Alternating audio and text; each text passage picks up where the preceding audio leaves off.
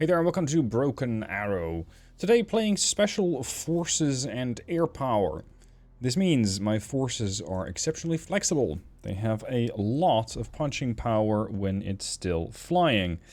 Therein also lies the caveat. This deck can, I'm not saying it will, it can be shut down and shot down by AA somewhat easily, depending on the type of force composition that the enemy uses. However, despite any AA, you can still certainly make your presence known with this deck. I am probably still not playing it exactly as I should. The simple reason is I'm still learning the game. So don't expect any perfect plays here, expect to make mistakes like any other player. My plan over here is to open up with a little bird with a couple of ranger stingers, making sure that nobody else can airdrop on the sector of Gulf, while covering my airdrop, especially my friendlies, with a couple of raptors. That's all my plans done. I am instantly broke, and this means, well, I'm just gonna sit here with my little bird and my ranger stingers and wait for somebody else to start taking up points. Of course, with this few units, you do get a lot of income, and you do get it fairly quickly as well, which is very nice. It means you're going to be able to still get some enemy aircraft shot down, ideally not lose your own fighters, and make sure that your friendlies can launch their forces, and then you catch up. It's that straightforward. Now, as you might have seen, we did already have one lever. It's a bit early. It's a bit early. I think he disconnected. Maybe he didn't pick the right deck. Maybe he had other things to take care of. I don't know. At any rate, here we are, and we instantly see lots of hostile aircraft. So time for the F-22s to get to work.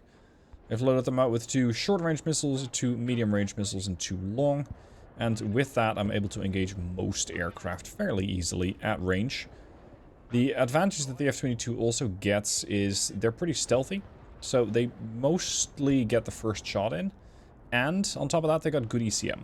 So the enemy's missiles are more likely to sort of bounce off of the electronic shield that the F-22 catches around it. I was able to get quite a few air kills here. And of course, then I'm going to try and hunt helicopters. But there's already another aircraft coming in. And I'm not that enthusiastic about trying my options with that.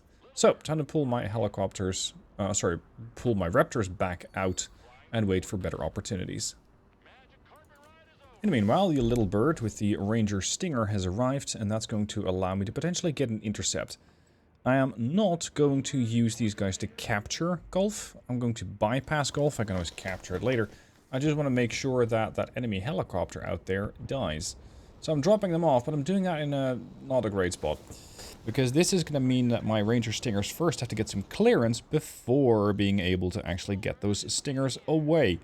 Thankfully, the enemy helicopter actually helps me out here, and you can see that I did get a shot off. I'm actually sending my little bird after it.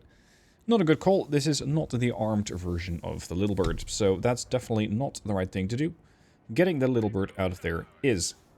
Now, I have a lot of income, because I really only have 2 units on the field. The rest of them, my aircraft, have either perished or been sent back to base. So it is time to start spending some of my points. This is something that I'm still struggling with. I am definitely not very good at spending a lot of points, and typically I have quite a high reserve of points. That is something that I am trying to pay attention to, but it will definitely take me some time to get used to it, to get better at it, and to go, oh crap, I have 800 points in reserve, I should start doing something. Anyway, we have some units coming in, and we are getting a couple of ranger snipers. I'm going to try and deploy these as far afield as possible, because the longer these guys can maintain their position behind enemy lines, the more valuable they'll be. In order to do that, I'm pushing this Silent Hawk here out to low altitude. This is going to make it slower, but the flip side is I am in a better chance of not dying, because I'm much more difficult to detect. That is on an already sneaky helicopter. So I thought that was going to be a pretty decent option to get some rangers deployed there. The rangers on the right getting deployed. I have an opportunity to potentially ambush some units coming down the road there towards the sector to the east.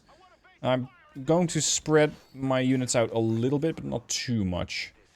And again, I'm at 1170 points, 1200 nearly. I should definitely be spending more. So let's start getting some additional forces in. I found that this position here at Gulf is a little tricky to defend. You can drive up here with an armored vehicle, but this is an airborne special forces deck. It doesn't get a whole lot of armored vehicles. Even if I do, they're not that likely to really go toe-to-toe with another tank and win. The M10 Booker that you get in this deck, I have found to be adept at dealing with other vehicles, such as transports. That is, well, you don't want to encounter the missile-armed variety. But other than that, I haven't found the Booker to be that great. Now, my Stingers get murdered in the meanwhile by a couple of units which are coming up the ramp, moving towards Gulf.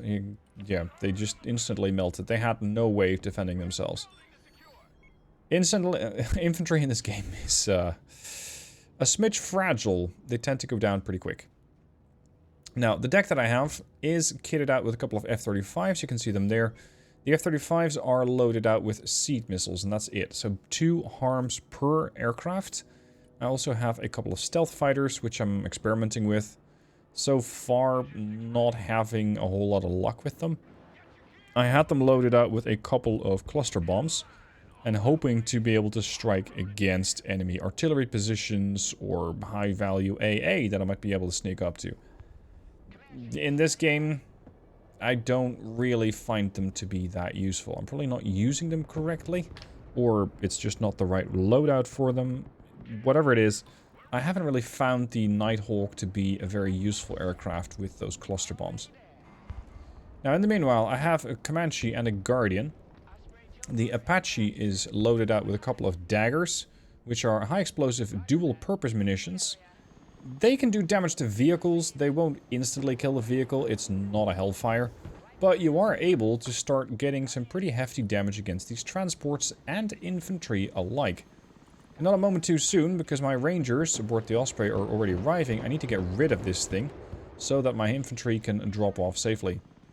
You can see that towards the right, where I have the infantry here, there is a pretty sizable column of units that needs to get dealt with. Now, let's get some more units in. I already have another 1100 points. Time to get some more stuff. Those Stingers mounted on the Apache Guardian, as well as the Comanche, they got a lot of range. So they're able to shoot down a couple of helos pretty far afield, making sure that the tension is going to be ideally slightly less around the weakened position of Rangers and Ranger Stingers that I have towards the right-hand side. I don't think they're really going to survive that, so let's not try.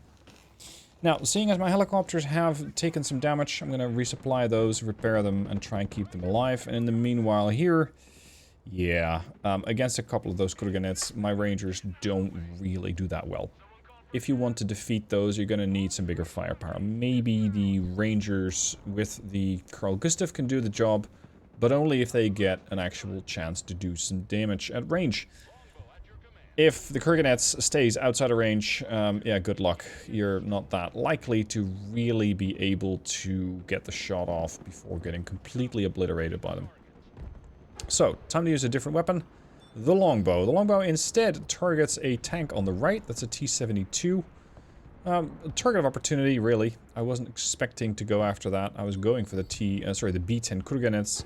And of course, as the longbow pushes forward, there's also a counter action. And I quickly lose the longbow. Expensive mistake there. Definitely overextended, and I paid the price. Now, in the meanwhile, I have taken some Rangers over to this point in Gulf. The problem is, my force composition here is not great.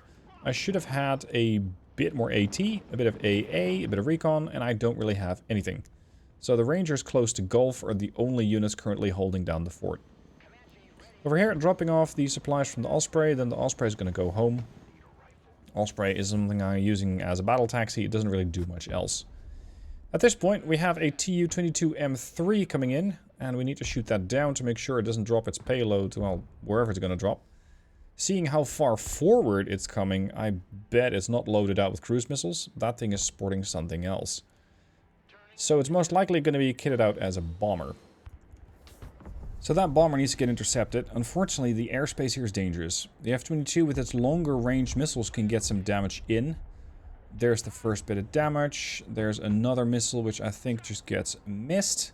So it's time to call in some ground-based AA. I have a slam ram. The slam ram is currently loaded out with 6... There you go, that was the payload.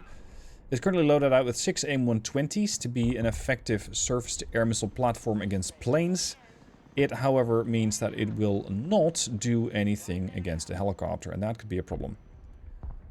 The Comanche and the Guardian might actually be able to do something about that Tu-22 M3. I'm not sure why it's even sticking around, but that's their call.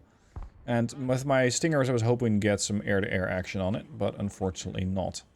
Time to sneak the Ranger snipers out a bit more. Maybe I can spot some high-end artillery.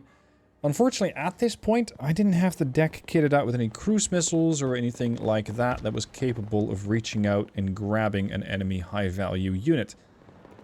So to that end, I've already adjusted the deck now post this game to make sure I have a bit more cruise missile capability. I'm now using 4 F-35s, which means I get 4 harms, but also 4 cruise missiles. So I have some more versatility on those birds. The F-35, I'm having mixed effect with it. The F-35 is definitely capable of going after radiation targets, as well as getting some free AMRAAMs. The problem is that it's very expensive for what it does. At 310 points, you need to kill, ideally, multiple air units, or anti-air units that is, in order to get your kills, in order to get your points. But you don't really get the opportunity to do that with just 2 harms. If it escapes, the story changes and it might do better. If it does not escape, it's 310 points against, like, what, 150 points of AA? It's not a good trade. So that's why I now have it kitted out with a couple of cruise missiles. Now, let's get some additional infantry in here. The Guardian and the Comanche might be able to scare off the tank over there. It is a risky move here. I'm pushing these helicopters pretty far forward, and by doing that, I am able to at least force the tank out, but there could have very easily been AA. I'm going to be playing around a lot on Gulf here with the helicopters and using that little cliff to, well, sort of provide AA cover. So I'm popping in, popping out, resupplying, popping back out, and that way you can keep cycling these units back and forth very quickly. The sniper team at the back is still providing me with valuable information because it means I can very quickly see what units are coming in and what I might need to use to counter those. It's exactly what I want my snipers to do, and I have told them to hold fire. So for the time being, I have some valuable information. Speaking of valuable information, there's an Mi-26 coming in. That is either loaded out with supplies or a lot of troops. So it is time to push the Apache Guardian... No, so to push the Apache and the Guardian out and go say hello to that thing. Because I cannot have all of those forces disembark from that Mi-26. Unfortunately, too late. The forces have already been dropped off, I think. And the helicopter does die, so the units do get the kill. There's another Mi-35, and at this point, I don't know if I actually have any ammo left.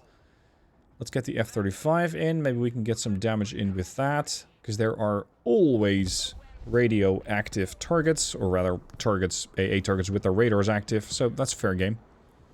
Beryusa, Strela, stuff like that needs to go. Unfortunately, they did manage to shoot down my helo there. Should have treated that with a bit more respect. And of course, they immediately start hammering on the position. There's even a plane going after my helicopters, but that gets met with the slam ram and gets shot down. Now the Comanche. Here's another one. You only get 2 in this deck. I always pick both, and I load them out as a general toolkit. They have a couple of daggers, they have a couple of hellfires, and couple is literal, they only have 2 hellfires, and they carry 4 stingers. So they can engage pretty much anything on the battlefield, be it infantry, artillery, anti-air, with mixed results, tanks, even helicopters and aircraft. They're very versatile. On top of that, they have a stealth value, and they're able to do some serious spotting. They are helicopters by nature. They don't actually fall under the recon tab, but that doesn't mean that they're bad at reconnaissance. Look at that. There's a Stinger going after the AN-72. I think they were trying an airdrop, unsuccessfully so. Although there is one airdrop if you want to look at it like that, and that's the pilot. It's probably not the airdrop that he was expecting to do. This probably means that he has lost a lot of points, and that might mean that I don't have to worry about these things as much. There you go, that's a nice kill by the AT team. That's especially valuable for me because that's another AA kill. Let's get some additional units in. Apache longbow. I have sort of 3 different roles for my helicopters. The Apache Guardian, seeing here, is operating mostly as a ground attacker. The stingers that it carries are kind of a bonus. The Comanche is my spotter, and the Apache longbow is my vehicle killer. It carries fire and forget Hellfire missiles. So with that, I sort of have a trinity. 1 spotter, 1 air-to-air in the form of the Comanche, and the Guardian can do it too. And I have a killer for vehicles and infantry. So with those small pockets of units, 3 units, you can engage pretty much anything, sweep in, get some kills, and run the hell away. Because helicopters still don't have staying power. You are simply not able to sustain your position for very long unless you're getting some sort of backup from a ground vehicle or a bunch of infantry. And even with infantry, it can be tricky. The infantry, depending on the type, can definitely punch way above their weight class, but I have found them to be somewhat fragile. Now we're approaching the end of phase 1. We got a couple of seconds left, and we are standing to make 3 points. Because we got decent map control, and we got a decent amount of kills. And here we go. 3 points gained. It is now phase 2. I've added a killer egg. A killer egg is an AH-6. Also known as Little Bird. Mine are kitted out with a couple of stingers, giving me, for 50 points, something that can punch very high above its own weight value. And with that, for example, take down a high priority helicopter problem. For basically a dirt cheap price. They can also soak up some damage so that my more valuable helicopters don't have to do that job. There goes another bird. They are, however, very fragile. Those eggs are very difficult to break, and break they do. Basically, 1 surface-to-air missile is enough to waste it. There's another aircraft coming in. You can see I'm taking some hefty damage to my helicopters here, so I'm going to try and pull them back. I need another resupply point, so let's get an Osprey and some supplies. Drop those off there. And we can start pushing these units back. Get them resupplied, get them healed up, and out into the fight once more. There is a Tor all the way out there, and that's a problem. So I'm immediately trying to duck behind this ridge line here. And make sure that the Tor does not get any chance to shoot me anymore. The enemy, for some unknown reason, keeps chasing down my units, as well as my friend's aircraft. So that MiG flying in is going to get met by a F-22 Raptor. Interesting choice. I don't know if he was trying to follow it in that far. I personally try to use long-range air-to-air, and not really try to fly over enemy airspace. Unless you somehow know that you've neutralized most of their AA capabilities. Not terribly likely, but it's possible. Here comes my new supply point, and you can see that my tow team over here is sitting quietly, but completely out of the fight. They have no more missiles. There's even a helicopter.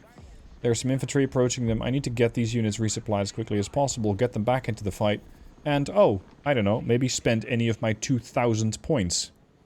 I should have spent a lot more, but I was too busy microing all of these units. So again, learning point for me. Spend more, just keep throwing units into the fight. Because I effectively have 1 ground unit in the form of that AT team. Which arguably isn't even effectively fighting anymore. There goes another helicopter. There's another helo. Unfortunately at this point I've already spent all of my stingers. So the Apache is going to go forward and the Comanche is going to go right back to base to resupply. Not fully back to base, that is, but to my supply point. Now, let's get some more units in. But what? I have access to Rangers RRC. These are reconnaissance units. I can also drop some Ranger Maws, because with those I'm hoping to push over the ridge and do some damage against vehicles at close range. Especially if some of my other units, such as the helos, can't quite deal with them. Maybe these guys can. There's also a friendly player joining that position on Gulf. Not a moment too soon, because the enemy has more cap control than we do. I'm also looking at some units on the right, and I'm thinking, huh, that's interesting. That's 2 high-value artillery units. So I call on my Nighthawks, just to experiment.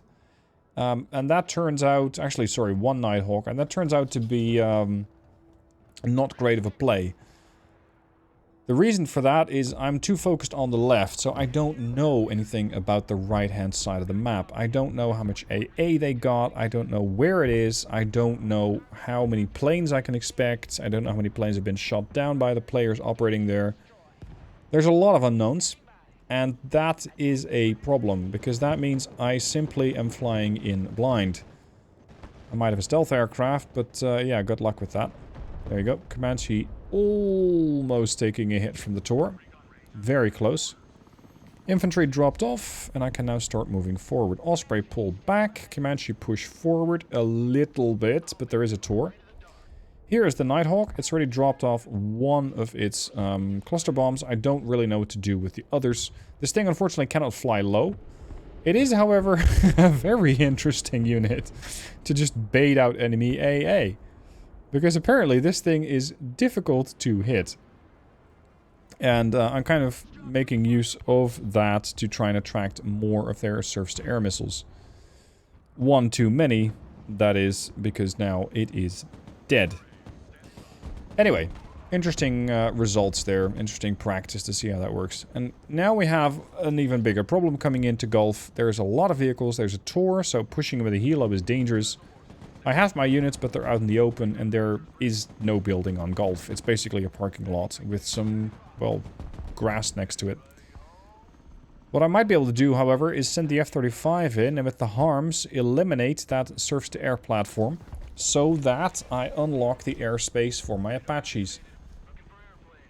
I don't really have much to say, or at least I haven't been able to tell, what to do with my harms. That's the anti-radiation missiles. They just go. They just go off and do their own thing. Don't know exactly how they fight, or where they fly to, or how they decide what to shoot.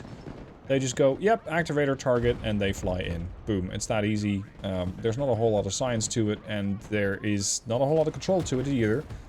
So the Tor that needs to die here is unfortunately not going to turn up dead. That means my infantry here is going to have a pretty hefty fight on their hands. So I'm trying to capitalize on using some of the buildings in order to get some semblance of cover. And I gotta say, the Rangers are doing a good job. They're pushing back the enemy infantry. They have even neutralized some of the vehicles which are approaching Gulf. And with all of that firepower, I'm making it difficult for the enemy to push in. Had the enemy actually pushed in with a tank or two a bit farther back, I would have no way to fight. I don't actually have anything that I can do against a tank at range, especially not if my helicopters are unable to fight. I would need to bring in a tow team, and those take time. You can see that that Tor is still there and still active. A Tor M2. There's even cruise missiles being thrown at my Rangers right now. I think that's a bit much for some units of infantry, but hey, your weapons, your call. There you go. They're doing it again, and they are certainly wiping out my Rangers. And, yeah. Welcome to the fragility of infantry. A cruise missile, of course, is supposed to kill them, and very much does. But it means that my position here is growing slightly more untenable. So, at this point, I kind of am forced to give up the position until I get more forces in there. Which, again, with my points, 2200, I could have fairly easily done. There you go. That's a big bombing run for one unit of infantry. Raptor already on point, trying to take it down, and down. Kill. Those birds are expensive, those Tu-22s, so that is very welcome as a kill. I'm not sure why this guy was using an artillery piece this close to the front line. It is a very interesting target, and if I can resupply my TOW 2B team, or use the fresh one, I might actually be able to snipe it between those two buildings. The T-90M Arena over there, or rather both of them, are a serious problem. I don't exactly have an answer beyond calling in a longbow and keeping that behind my position, so that I can shoot those helicopters, I can shoot those tanks, overwhelm the APS eventually, and take them out. I do decide to practice with an A10 Thunderbolt. The A10, I have found, is tricky to use. Especially if you have an airspace which is heavily contested, such as this is. Because it means that your aircraft is going to have to come in, throw a couple of Mavericks out, maybe some rocket pods, get that gun to work, maybe get one kill, and then try to, yeah, survive. About that. That did not survive. So, unfortunately, no joy there. But hey, maybe I can still get the kill on that artillery unit while the tanks are forced out by the Thunderbolt. I think the longbow option would have been a better and much safer call this time. Another F-35, I'm just having it spawn in and circle behind my lines to make sure I can get some further siege units in. Suppress those enemy air defenses and make sure they can't push. And speaking of pushing, that T-90 gets very aggressive. I don't know why, but I'm able to hammer this thing with... There's the longbow in the back. That's the missiles flying over. I got 2 longbows. And I'm starting to blob up my helicopters. I find in this game blobbing, so just having a larger concentration of units just to be extremely effective. Yes, you are more susceptible to bigger counterattacks, especially if somebody is bringing in a nuclear weapon. Oh, this is not gonna be pleasant. That Osprey is taking a lot of damage. I'm trying to land it, but boom. Anyway, blobbing. I'm trying to get more units combined here, especially the air-to-ground, air-to-air, and let's say air-to-tank, so that I can deal with any threats. And sometimes with that, you can dash out quickly, get some damage in, and pull the hell back. This time around, if there's 3 anti-air units awaiting you, it doesn't quite go that well. So I do, in fact, lose an Apache Guardian, and the others are forced to immediately withdraw because they're overextended there. In the meanwhile, my tow team is fighting another couple of units of infantry. I'm not exactly in a good position to hold, so we're going to have to fall back once more, unfortunately. And over to the right, where I initially had some units, they've been pushed out a long time ago. And of course, having a 5v4 does not help. Because the AI doesn't take over the units, from what I've been able to tell. Other players do. So we're fighting...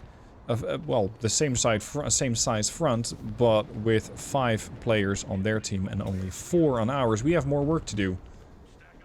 I'm very focused around this sector here, making sure that we don't lose Gulf, because I'm worried that if they take it fully and lock it down, I'm not able to get it back. So I don't want to give them that opportunity. That means we're going to have to be very aggressive and keep throwing units into the fight, one way or another. And you can see that we are losing the middle. Hotel is getting taken down. So maybe I can use my helicopters to swarm around a little bit. Get some damage in on other places on the battlefield. And with that, kind of relieve the pressure on Hotel. Make sure that my allies can get back in. Now I think I saw a book over there. And that book is going to be an interesting target. I would love to take that down. Because a book... is something that cannot shoot my helicopters, but the Tor can. The Tor does get a missile off. The Comanche manages to somehow not get hit, and not get hit twice, and the third actually gets a hit in. Immediately dip right back down below the cover, and I'm safe again. But I have taken out the Tor, so at least I got some damage in. The Rangers are getting heavily messed up here. These guys are packing some AT capability, but not much. So trying to throw smoke and pull away. Maybe I can capture Gulf while they're still there, but it's shaky. It is really shaky. Again, I'm going to have to use my helicopters to try and support, especially as there's more tanks coming in. Danger, danger, danger. There's another helo coming in. They're just very aggressively trying to helo drop on this position, it seems. Or they're using a helicopter for fire support. I'm not sure which it is, but it's gotta go. Now, we're starting to clean these guys up. At least a little bit, but there's still plenty more threats around. So I'm gonna use my blob of death once again to try and get some damage in. Maybe I can have the damage get sort of spread out, if you will. So that sometimes the Comanche takes the damage, sometimes the Apache takes the damage.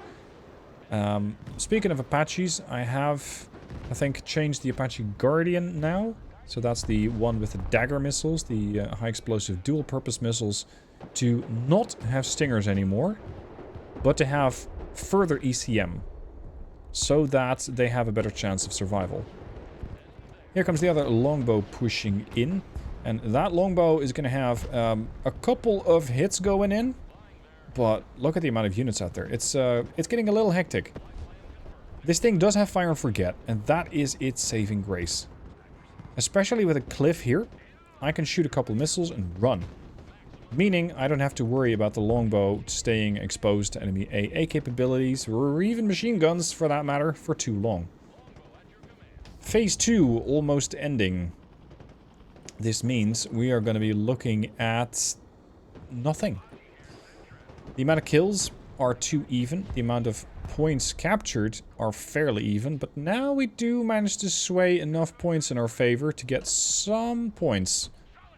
So if we can keep this up for the next 30 seconds, we should be able to get a +2. In the meanwhile, I have some units going up the cliffside here. And especially the ranger snipers are turning out to be, well, just in the right place at the right time. Because there are some interesting targets about. And they might not have been expecting units coming in from there. Now, get these guys over. I'm still pressing Victor, so the V key, allowing them to pop up, get some shots in, and then press V and go right back down. And there's another bird flying over. I think the slam ram at this point is out of weapons, so it's not capable of doing much against that aircraft. Hopefully somebody else is. There we go, phase 3, and we do look at a 5 versus 2 points. With the enemy's map control and our complete lack of, they will be gaining 3 points if this persists. So we still have a lot of work ahead of us. Not to worry, there's still 14 minutes left, so we can definitely get some work done. Look at that. The longbows and the Comanche are just doing so much work for me there. Osprey has dropped off another bunch of supplies. I did my damage. I can go back home and recover, and I can do it all over again soon. In the meanwhile, they're bringing in Igla teams, and that's when those scout snipers come in handy. The scout snipers are phenomenally just murdering the Igla teams. Very, very, very useful in order to get rid of those anti-air units so that my helicopters can do more damage.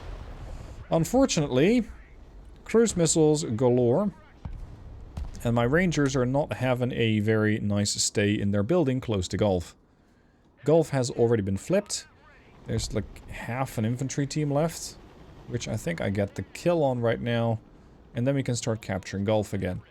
I'd only have to get 1 unit in. Just the 1, and that's enough. So that should allow us to start capturing the position again, and we need to, because the enemy now has 75% of the caps. That's a +9. It's going to cost us the game, can't have that. Longbow taking some damage here from an Igla team. I'm pushing my rangers forward because not only is there an Igla, there's also a Vitjaz and there's a Coronet, so there's all sorts of support units. There's another Tor coming in, I think. There's a lot of high-value units which don't really belong on the front line and are very valuable to get some kills on. My team pushed one of the caps back, and we are now looking at a +6 for the enemy in the next 13 minutes if this persists, so we still stand to lose. But we are getting a lot of points in kills, and that could be the saving grace for now. The more kills we get, the fewer caps we need, to some extent. There you go, they just took back another cap. There's a group of infantry getting killed off. They're still mortaring my position. Yeah, things are rough all over. What we got there? Yeah, my snipers, I think, are shooting up that vehicle. Not doing a whole lot of damage to it. But hey, it's a start. Now, I'm going to try and get some additional AT teams into position, but it's a dangerous spot to move into. Especially with that AA situation still as it is. At this point, I have 4 helos standing by to engage, and with 4 helos you can definitely engage and win against that AA, maybe even without losing a unit. But beware how you fly in, because if you fly in a very tight formation, you will also lose, well, potentially lose more than 1 unit due to splash damage. So if you're flying in with helo blobs, try to spread them out a little bit. Otherwise, you might not have a blob by the time that you're done fighting. Over towards the right, there was an Armata, and my allies took it out. Well done. Over here, Rangers are getting some damage in, but they're a delaying force more than anything else, and I'm forced to send my helicopters back here to start dealing with those new incursions in Gulf. Gulf is getting captured by my Warpig. F-35 coming in to do another seed run here. Just keeping the enemy suppressed as much as possible. At least that's the plan. Will it work? Well, not with the first shot, but the second one gets the kill. And that's another AA unit removed from the battlefield. My helicopters thank you and will continue to do their service now. Time to get some more units in. That's a couple of Rangers and some AT teams. So it's a sniper unit and some tow teams, and with that I intend to deny the enemy the capability of bringing further vehicles in. The problem with this part of the map is that there are so few buildings around that you're extremely predictable. Unless you don't sit in a building, but if you don't sit in a building, you're exposing yourself to other hazards, such as taking a lot more damage easier. So that's not particularly appealing either. Now the guys over here are doing a lot of work for me dealing with the enemy infantry. There's even a friendly helo around. There is an enemy helo coming in, and it's really come to the wrong airspace. I have a lot of helicopters with AA capabilities, and that means that these helos, well, they're even getting shot at by my infantry. They really have no business being here. Those are my 35s. Then again, everybody's new to this game, so you're going to see some more curious plays from, well, pretty much everyone. Including myself, looking at my points that I'm floating. Now, how are we looking? We got 42% of caps. The enemy also has 42% of caps, so there is definitely some things that we can still grab. Kills-wise, we're looking good. We have a +6 there. And that means that the enemy has lost a lot. However, it also means that the enemy has a lot of income right now and can start pushing blobs back into our forces. Meaning that the situation around Gulf is anything but stable. And we need to try and somehow get more units in on, well, pretty much all the caps to make sure that none of their blobs can actually push into the caps and put points on the map for them that way. Here we go. That's another small amount of resupply done. And this is pretty much what I'm doing constantly. Just flying in with a bunch of helos, engaging what I can, pulling back, letting the helos repair, resupply, and pushing again. Potentially in the same location. If not, I will try and pop up somewhere else to make my appearance less predictable. And also, sometimes you got just some nice opportunity targets on the other side of the map. There's another Mi-8 coming in for some unknown reason. I'm trying to take it out as quickly as possible. There's the kill. There's potentially some units in there. The enemy starts randomly bombarding the area here, probably expecting me to have forces there, but I have no intention of putting forces there. And the fact that they shoot on that position gives me the intel that they don't know that I'm not actually there. That's good to know. They don't have eyes on this position. That's what that's telling me. Helos coming back in. A couple of killer eggs join them now, and that means I have 5 helicopters at this point. So I can start hunting down things on the map as I see fit. Of course, anytime that I try and move away from Gulf, further units actually push in. Including some additional anti-air, some transports, another combat helicopter. I have just not really an opportunity to move away from this position with my helicopters. Even though I want to. This K-52 over here has also decided to fly right in and pays with it dearly, unfortunately for them. There's a Metis. VDV Metis needs to go. Target down. There is another artillery unit out there, or potentially it's the same one. And there's even a T-14 Armata sitting back down there. I'm not sure why. I do mark it, but lacking cruise missiles and hesitant about throwing away a couple of Nighthawks against that, I'm not too interested in trying to shoot it up. So the Booker from the enemy, from our team just kind of rushes into it and dies needlessly. Sadly, because it was doing pretty good work just scouting out that route. Now let's see what else we have on the map. I still have my helos, but where can I take them to get some results? There are helicopters around, there's still a tour around. I have another F-35 in, so let's get some further seed suppressed, or get some AA to suppressed. That's what seed does. There's even a drone out there, and this is when that AMRAAM, that free AMRAAM that you get, comes in useful. Or at least so I thought, until my ally already took it out. I didn't actually need to do much there, so that's fine. Missile goes in. I think I get the kill there on some AA piece. And with 2 missiles already expended, it's time to go out and leave the rest of the targets alone for now. My intent right now is to start flying around the other side of the map, because I can always get these helos back quickly. But there seems to be no shortage of targets on the right flank, and potentially high value targets at that. We are looking at 9,000 points in kills for this phase versus their almost 4,000. So we're standing to gain 9 points from kills. And we're standing to make a +3 from caps. I'm flying over Juliet. And as I get closer to Juliet, I'm thinking, hold on, why is that whole thing empty? Why is there nobody there? And, well, I'm not actually wrong. I'm not there, but the enemy is. So all I need to do is just walk in. I'm going to bring an Osprey in here and get some units in so we can still contain Gulf. I got the points for it. I still have 2k in reserve. Let's go and get the units in. At this point, over on the far right-hand side, I'm seeing some high-value targets, T-90s. I want to go after that, but first, once again, I'm going to suppress their air defenses. There's the infantry. Infantry manages to get out of the building. And I don't actually take the time to hunt them down completely. Which is going to come to be a bit of a problem later on. 4 minutes left and 40 seconds. Osprey goes in. F-35 goes in with some additional harms.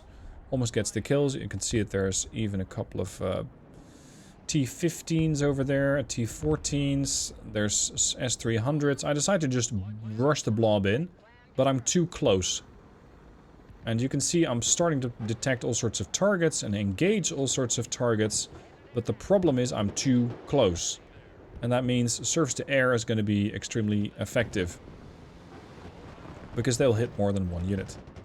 So even flying over a Terminator there, I was way too aggressive with this. I do manage to get some damage in against units. And especially attract the attention of a couple of jets in a few seconds. I think I got some damage in, but I lost a bunch of helicopters really needlessly. There goes another Comanche. And as the helicopters are my primary offensive unit, this is just not the right way to play. Oh well, you gotta have some fun every once in a while. Get those units some exercise and get your enemy's attention.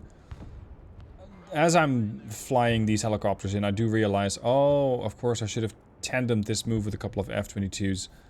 Yeah, I do send in the F-22s, the Raptors, but way after the fact, so they don't actually get to do a whole lot of work. And I know that there was AA, sizable AA, so I'm not very interested in pursuing those retreating fighters.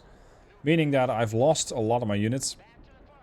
Thankfully, we're still at a +3 for kills, but caps, the enemy just gets the +3 there, or is at least capable of getting a +3. So we need to do something. Where is that area that they're getting, and how can we get it back? Well, I think it's India, and my allies are already working on it. So I don't have to do that much to try and assist. They seem to have it well in hand.